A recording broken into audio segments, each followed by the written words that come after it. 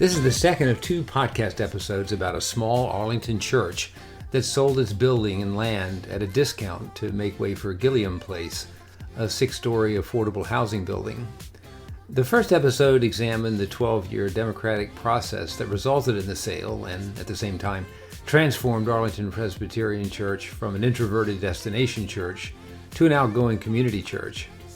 This second episode covers what happened to Arlington Presbyterian soon after they began renting a ground floor suite in Gilliam Place, their old space now transformed.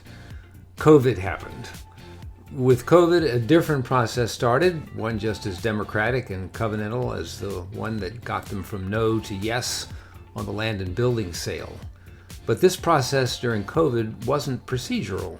It was improvisational. It was improv.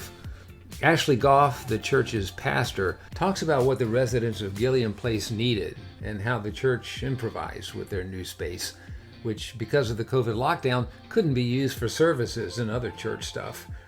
Instead of committees and studies, improvisational action led to clarity and new and strong relationships. And parking lots and garage space became public spaces. I'm Bryce Tolpin.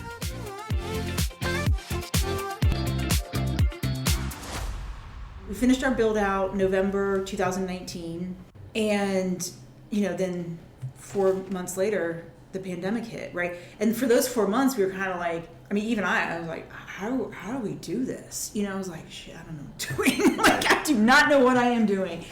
Because it's still like, well, do we do program? You just don't know. You don't know, and we didn't know. And then the pandemic hit. And we're never going to say the pandemic was a blessing, but it was a growth time for us, not in numbers of people, but in how to show up as a neighbor, right? Because within, a month or two, people are losing their jobs, losing income. The farmer's market on Columbia Pike happens on Sunday mornings, right, just down the street. Yeah, we've been there. Yeah, and so we hooked up with a nonprofit that works with that farmer's market, along with APA, who owns the building. So we end up buying produce. We end up buying 90 boxes of fresh produce from 2 farms. And then those 90 boxes were delivered into the parking garage. And we handed out 90 boxes of free produce every Sunday in the garage. We knew we couldn't do it inside, right? So all of a sudden the garage is now transformed into community space. I didn't imagine that the Gilliam Place residents would be part of our community in terms of ministry. Susan Robbins Etherton helped to guide the church from its old building to its transformation at Gilliam Place. Like most of the church before COVID, she didn't see how the residents there would become an integral part of the church's life. I just imagined we were going to provide affordable housing and we were going to live below the space. And it wasn't until that I call Ashley our unicorn, because she's not a traditional pastor. Ashley also helped the church turn its attention to the youngest of its new neighbors. The kids were suffering because they had to learn from home, so they were doing the virtual learning. And a lot of the kids in Gilliam Place didn't have anywhere to go to sort of be in a better learning environment. And so one of the things we did is we created a learning pod in the conference room, which is now the kids' room. But we were sort of paying attention to what is needed, how can we provide it, and what are we called to do. And we just were very, Ashley was very innovative, and we were very agile.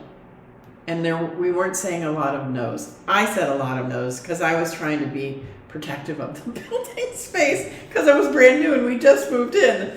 But it was like, okay, let's just use the space. Let's use the space. And we did. And then after the pandemic, we had a whole different relationship with the community because we had gone through this disaster with them. And it changed everything. For the 4 months between the grand opening and COVID, they met, they conceptualized, but the call and response that started with COVID brought the clarity and mission they longed for. So we started to see, these things just started to evolve. That's what we want. That's what we want people to feel like when they come into our space. And so you really got some clarity from this whole experience. Totally. from the 100%. from the 4 months before COVID when Flailing. things were flailing, and then COVID kind of gave you. Yep. Yeah. No, it was really amazing, and then that's when we established our core values. Right. We did some storytelling, really still online. Right, but we knew we needed some values to really guide us. The church's improvisation during COVID gave them clarity for the kind of neighbors they wanted to be after COVID. Anyway, and that's where our core values, but some of it was literally coming from these things where we weren't even we weren't even physically in the same space with each other. So that really shaped how we want to show up. We act to discover what is next. We act to discover what is next. This is a principle of improv. Ashley learned it when she took improv courses and began to practice it. Patricia Ryan Madsen, the author of Improv Wisdom, says that the password to improv is yes and. In other words, go with the lines your people give you. No one knows where the encounter will go or what happens next until we act. This improv mindset uses action as a heuristic. It's a tool for teaching us how to be a community, how to be our community. Improv is not really about comedy, Madsen says. She writes that, quote, improvisation has nothing to do with wit, glibness, or comic ability. A good improviser is someone who is awake, not entirely self-focused, and moved by a desire to do something useful and give something back, and who acts upon this impulse, close quote. Arlington Presbyterian's values and their purpose grew out of their improvisational actions. Another kind of work also helped to make the walls between Arlington Presbyterian and Gilliam Place a lot more porous.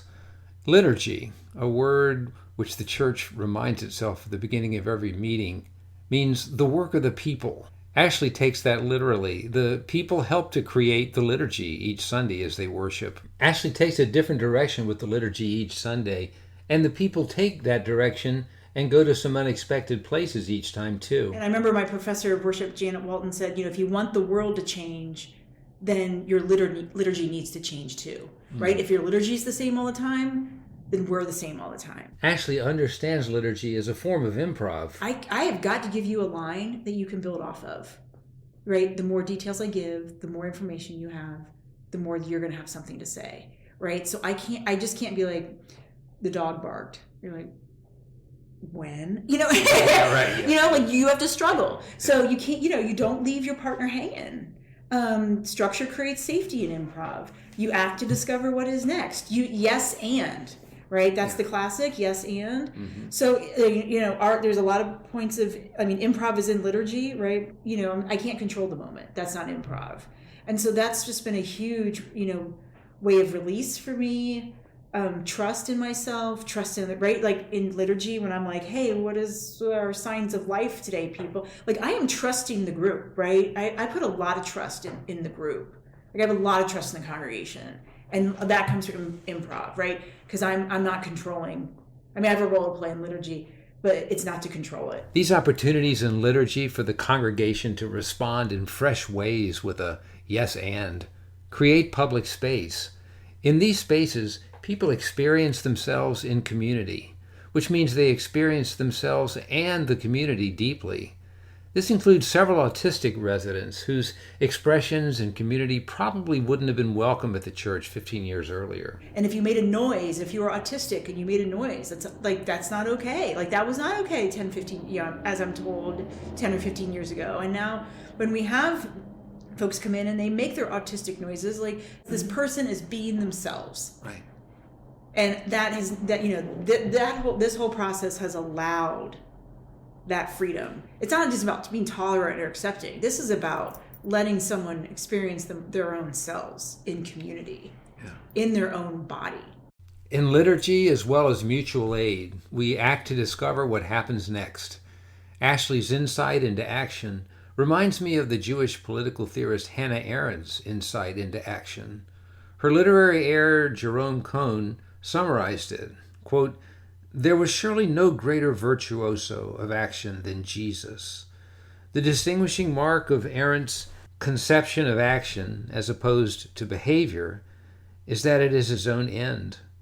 Because the goals set by some agents inevitably conflict with those set by others, the meaning of action, if it has any, must lie within itself." Close quote. In other words, action brings its own goal, its own end, or I guess its own unexpected beginning. The action to discover what is next is the action that creates public spaces. Your website expresses your interest in, quote, power of liturgy, comma, community organizing, comma, improv, comma, and social transformation. Yeah, it's all there. How do they speak to each other? They all speak to each other because it's about power. Like, how do you create change? How the ability to act. And power involves doing things together. Yeah. Liturgy does that. Organizing does that. Improv, you're doing that with other people. And social transformation. So all these things can transform a moment.